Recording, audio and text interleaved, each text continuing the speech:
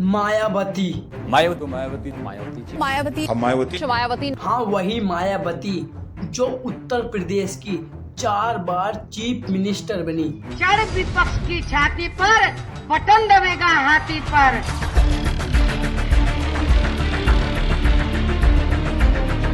हमारे लिए दोनों पार्टी एक नागनाथ है तो इधर सांपनाथ बैठे। हाँ, वही मायावती जिनके कार्यकाल में अधिकारी थर-थर कांपते थे।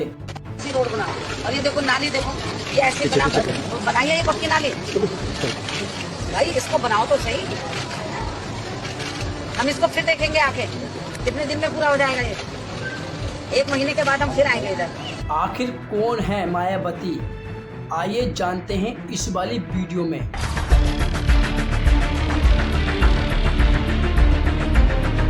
हमारे लिए दोनों पार्टी एक नागनाथ है तो इधर सांपनाथ बैठे। देखिए, वीडियो शुरू करने से पहले मैं आपको बता देना चाहता हूँ कि मैं उनका इस सिचुएशन में भी बहुत बड़ा फैन हूँ। उनकी सत्ता में जो कानून व्यवस्था होती थी उसका मैं बहुत ही बड़ा फैन हूँ। अब आते हैं मेन मुद्दे पे। मायावती का जन्म 15 जनवरी 1956 में दिल्ली में दलित परिवार में हुआ था। मायावती जी आर्थिक रूप से बहुत ही साधारण हालात में जीवन जीती थी। उनके पिता सरकारी नौकर थे, लेकिन मायावती जी का सपना कुछ और था और वो IAS ऑफिसर बनना चाहती थी। उन्होंने दिल्ली यूनिवर्सिटी से ग्रेजुएट किया और फिर मेरठ यूनिवर्सिटी से उन्होंने LLB और B.Ed की पढ़ाई पूरी की। लेकिन उनकी जिंदगी में एक ऐसा मोड़ आया जिसने उनकी जिंदगी में सब कुछ बदल कर रख दिया। 1980 के दशक में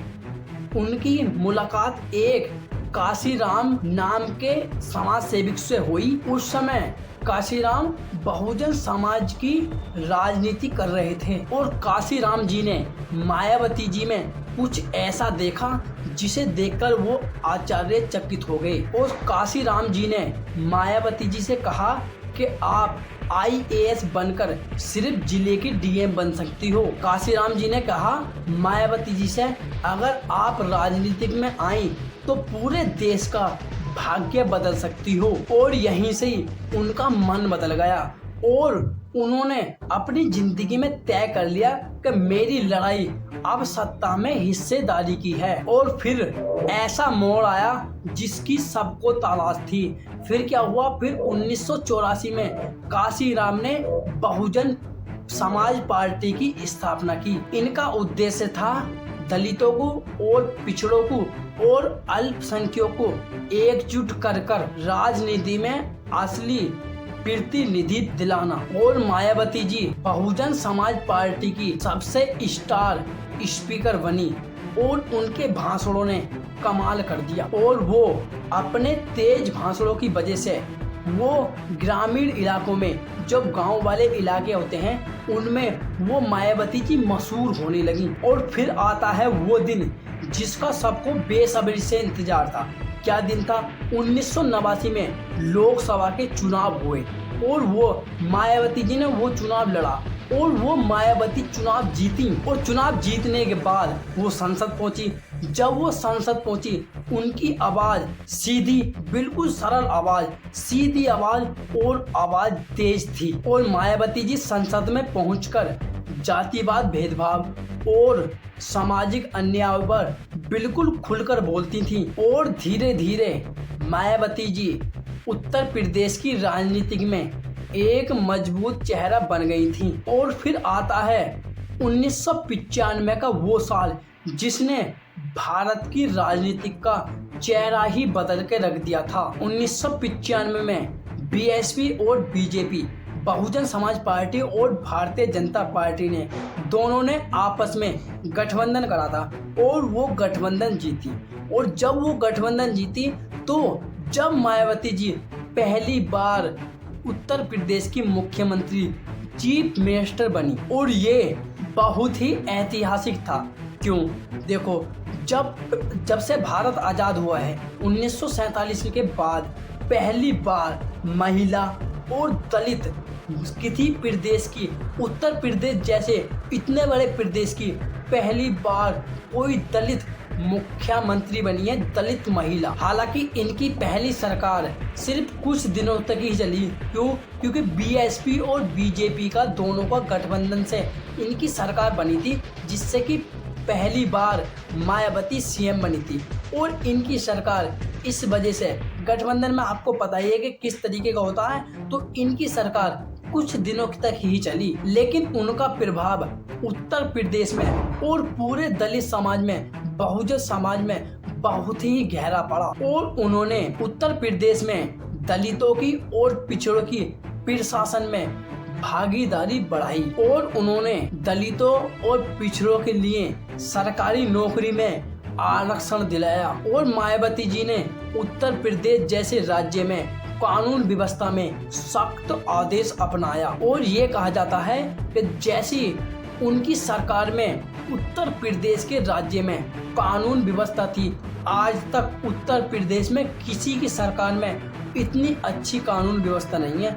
उनकी सरकार में उत्तर प्रदेश में अधिकारी थर थर कांपते थे और जनता का भी बहुत अच्छी तरीके से वो करते थे, सहायता करते थे। और उनकी कानून व्यवस्था जैसी कानून व्यवस्था भारत में किसी भी राज्य में नहीं है। और ज़्यादातर उत्तर प्रदेश में अभी तक भी ऐसी कानून व्यवस्था किसी के कार्यकाल में नहीं हुई। उनकी राजनीति का मूल मंत्र था बहुजन हिताय और बहुजन सुखाय। यानी कहने का मतलब यह है कि बहुजनों के हित और सुख में सुनिश्चित करना। 1997 से 2002 तक मायावती जी उत्तर प्रदेश की 2 बार मुख्यमंत्री बनी, लेकिन हर बार उनकी सरकार गठबंधन की वजह से कुछ दिनों तक ही चल पाती थी। बीएसपी और बीजेपी के बीच उनका गठबंधन कई बार टूटा और कई बार जुड़ा, जिससे राजनीतिक में अस्थिरता आई। इतनी कठिनाई भुगतने के बावजूद भी मायावती ने अपनी राजनीतिक में पकड़ बना कर रखी और उत्तर प्रदेश जैसे इतने बड़े राज्य में अपना माहौल, राजनीतिक माहौल बना के रखा और उत्तर प्रदेश में राजनीतिक अपनी पकड़ बना के रखी। हालांकि इस दौरान उन पर कई आरोप भी लगे।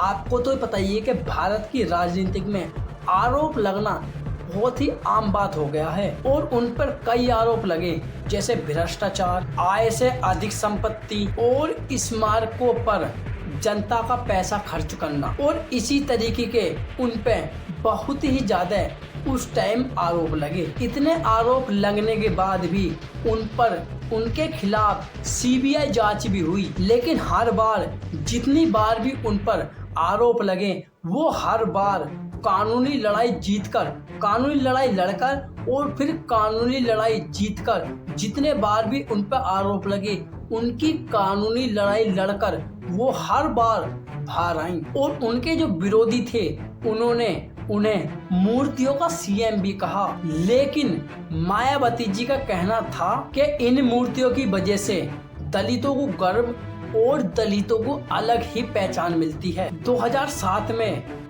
विधानसभा चुनाव में मायावती ने ऐसा कमाल कर दिया जिसकी किसी को उम्मीद नहीं थी। और उन्होंने दलितों के साथ साथ ब्राह्मणों और पिछड़ों को भी साथ जोड़ा, जिसे उन्होंने सार्वजनिक समाज कहा। इस रणनीति ने कमाल कर दिया। बीएसपी ने, बहुजन समाज पार्टी ने पूर्ण बहुमत से सरकार बनाई, जिसमें कि उत्तर प्रदेश में चौथी बार मायावती जी मुख्यमंत्री बनी। इस बार उनका कार्यालय 5 साल चला और उन्होंने कई बहुत बड़े फैसले लिए, जैसे दलितों और पिछड़ों के लिए योजनाएं, कानून व्यवस्था में सुधार, महिलाओं की सुरक्षा पर विशेष जोर, और लखनऊ और नोएडा में बड़े पार्क बनाए, जिसमें कि काशीराम, बाबा साहब डॉक्टर भीमराव अंबेडकर और उनकी खुद की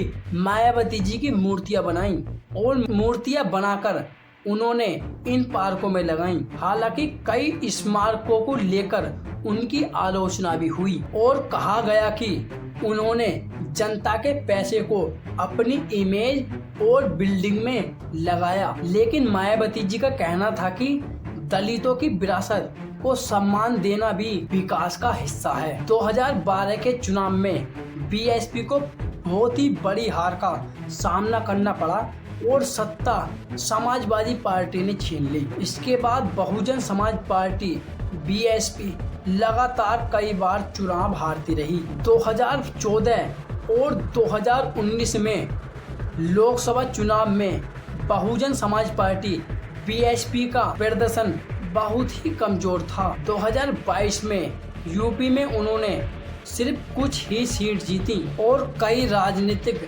विश्लेषकों का कहना है कि बीएसपी अपनी सोशल इंजीनियरिंग रणनीति नहीं बनाए रख पाई। दलित वोट बैंक का हिस्सा कांग्रेस और सपा ज्यादातर बीजेपी की तरफ चला गया। इतनी हार का सामना करने के बाद भी फिर भी मायावती भारत की राजनीति में एक अहम नाम है। वो भले ही सत्ता से बाहर हो, लेकिन उनका प्रभाव आज भी दलित वोट बैंक में बना हुआ है। तो ये थी आजाद भारत की पहली महिला, दलित महिला और 4 बार सीएम बनी हुई और जिसके सामने अधिकारी, जिनके कार्यकाल में अधिकारी धड़धड़ कामते थे, मायावती की असली कहानी। और दोस्तों, मैं तो अपने तरफ से यही कहना चाहूँगा कि ऐसा ही शासन आना चाहिए जिससे कि सरकारी अधिकारी अपना काम सही समय में कर पाएं,